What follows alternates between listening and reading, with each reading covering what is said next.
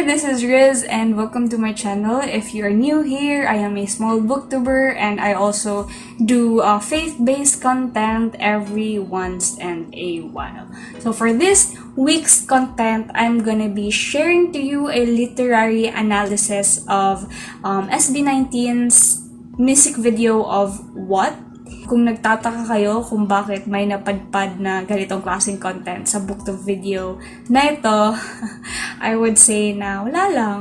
Hindi lang ako makatulog, guys, for these past few nights, and so I wanted to write something creative, and sadyang nagkataon lang na most of the contents that I am consuming right now is like SB19 related, and so I wanted to, do something that would just, help me course my creativity into something productive. So for this week, I'm gonna be giving you an analysis of their music video based on these symbolisms at kasama na din dyan yung mga visual elements na naroroon dun sa music video nila. So later na lang siguro, I'd be doing a part 2 of this and I'd share to you yung mga elements na mayroon sa lyrics and sa translation kasi may English translation din yung music video natin. So two of my favorite subjects back in the university would be pop literature and literary analysis or literary criticism. So in pop lit, we basically analyze and critique the popular art forms on certain periods, ganyan. So kasama na dyan yung mga sculptures, paintings, music videos, music in general, and etc. And in literary criticism, we also do analyze translations of art forms such as poetry. Kasama na din dyan yung short stories, plays, and whatnot. Ganyan. So, medyo na-remind lang ako din sa mga first love kong gawin when it comes to creative writing and analysis. And so, I wanted to try it again, this time around using the SB19 What music video. So, if you haven't watched that, I would link the music video below. So, para sa mga 18 at non-18 dyan, this video would help us appreciate the music video. And maybe if you're someone like me who initially thought na masyadong maraming nangyayari in a short span of time, and so you wouldn't have this enough time to appreciate everything. And so the goal of this content is to, pick a number of elements and just put them together to form this coherent and whole appreciation of the art form. So medyo arguable yung kung sabihin natin art form ang music video, but it actually is, I would say, it's a pop art, So kung saan pa tayo mapunta. So for this content, I wouldn't be playing the whole thing kasi hindi naman to reaction video kasi marami nang ganon. Instead, I would just be pasting some screen captures here and there para naman mas ma-visualize natin yung mga nangyayari. Now, let me proceed na lang. Sa first element, visual element na mayroon ang music video na to, and that would be silhouette. So sa start pa lang, bubungad na sa'yo yung silhouette ng mga members ng SB19. And that could depict or mean mystery and in connection to, let's say, identity na meron ang mga members ng SB19. Kasi nga, when we say shadows, hindi lahat ng parte ng identity ng isang tao is naiilawan. And so, no one would know who someone really is. Sa lahat ng set siguro ng mga SB19 members, recurring yung silhouette or yung dark motif na to.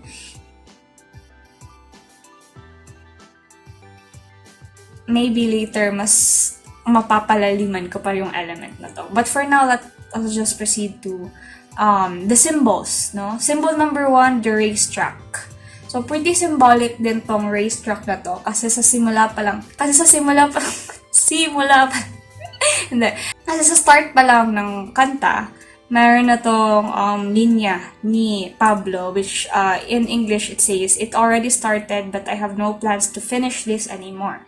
Not finishing this doesn't mean I'm going to stop." In Tagalog, nagsimula na pero wala na kung balak na tapusin. Di ibig sabihin, pag di tinapos ako'y hihinto na rin. Blah, blah, blah. So probably it means we have our own pace, and so each of us have their own unique time and season to just finish their goals or reach their goals. Ganun. So let's proceed now to the visual element number 2. And that is the crumpled paper or crumpled newspaper dun sa set ni Ken.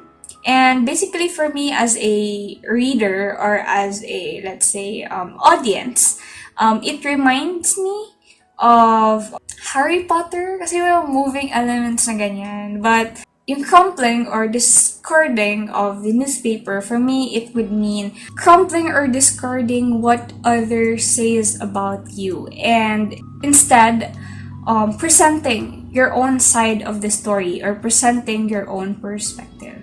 So, kumbaga, mas pinapakita mo yung sariling version mo ng istorya.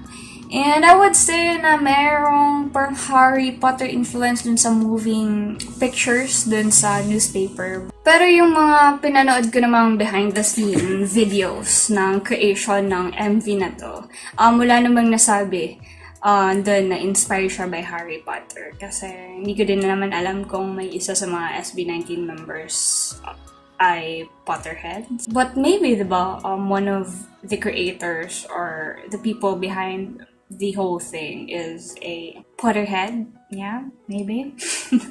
But now let's just proceed to the next visual element, and that would be torn into pieces book pages or yung mga pinunit na mga pahina ng libro. It kind of like subtly allude to how most of us know about Philippines or build our idea of Philippines based on what was written on the books and newspapers and what were the things taught to us sa mga schools. All these things, all this idea na napupulot natin sa mga materials na yun are predominantly, kumbaga, run and controlled by the colonizers themselves. So mga di nakakaalam, nung unang panahon, guys, the publishing companies and the printing companies are ruled or kumbaga controlled by the friars and the colonizers themselves, and we could say na it's possible na it could be biased towards their perspective. Like,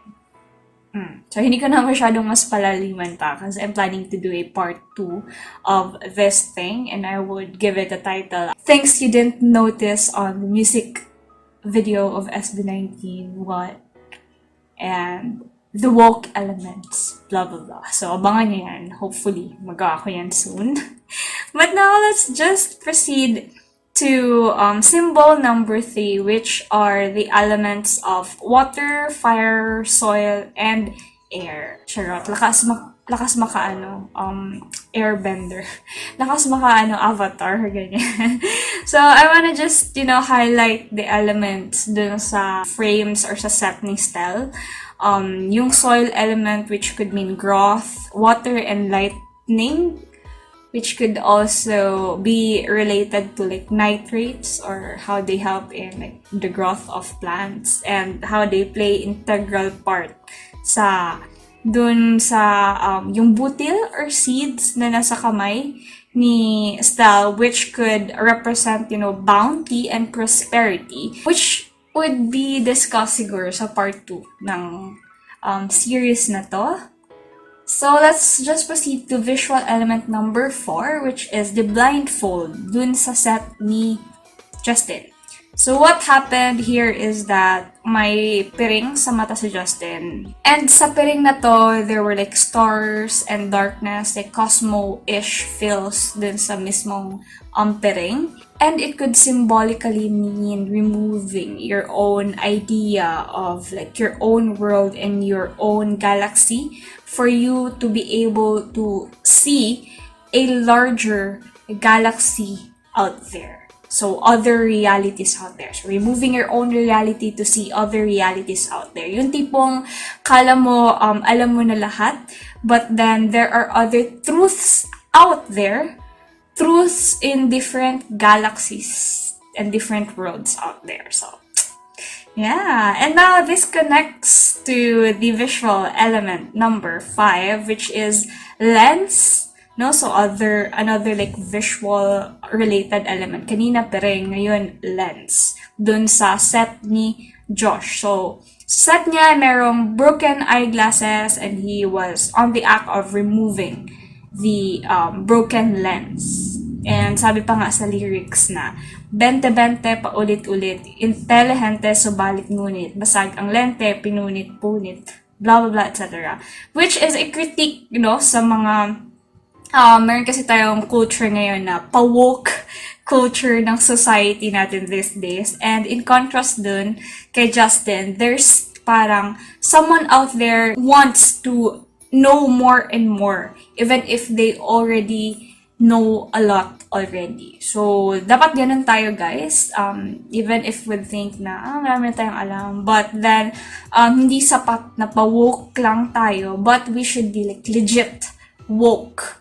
Or legit, kumbaga, mulat sa katotohanan. Or mulat sa mga realities that we have in our society nowadays. So, let's also try to awaken others. And mulatin ang isa't isa in ways that we think best. So, sa SB19, they thought that their music video could like do that. And some others, they have other means to open the eyes of other people out there. And now let me proceed to this literary element, which is contrast, which was exhibited dun sa set pa rin ni Josh, where there was this elevator scene that could like depict glamour or prestige or corporate stature or status, parang hindi ko yung right words, but yung mismong elevator could mean like climbing up, the world of like the intellectuals, and biglang nag-shift dun sa set ni Ken, diba? There was this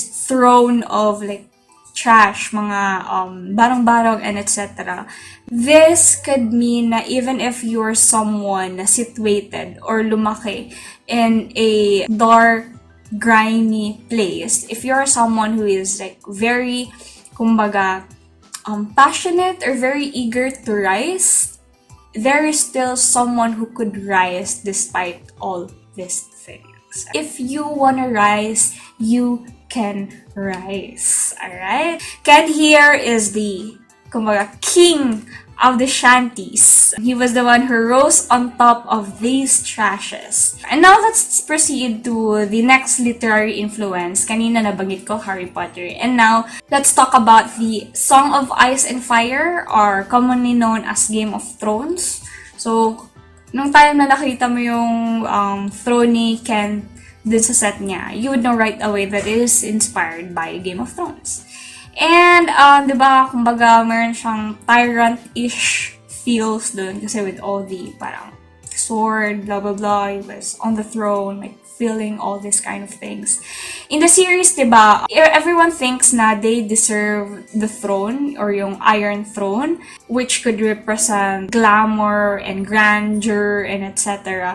But here comes Ken Suson, who is king of the shanties, who has this throne of trashes, of salvage items. So, I like that kind of contrast, And so, that's it for this week's content. Later, I'd be talking more about the woke elements and the things I bet you didn't notice on the music video of SB19's What? And also their lyrics and translation, of course. So watch out for that. Just a sneak peek, I'm gonna be talking about the significance of their tattoos and also talk more about the elements and the lyrics further. And andun din yung mga elements ng flags sa music video, maps, and whatnot. Marami pang iba, guys. So, that was fun and exciting content for you guys. Maraming salamat for hearing me out. Muli, ito si Riz. Lagi nagpapaalala na patuloy na magbasa, magsulat, at magmulat. God bless.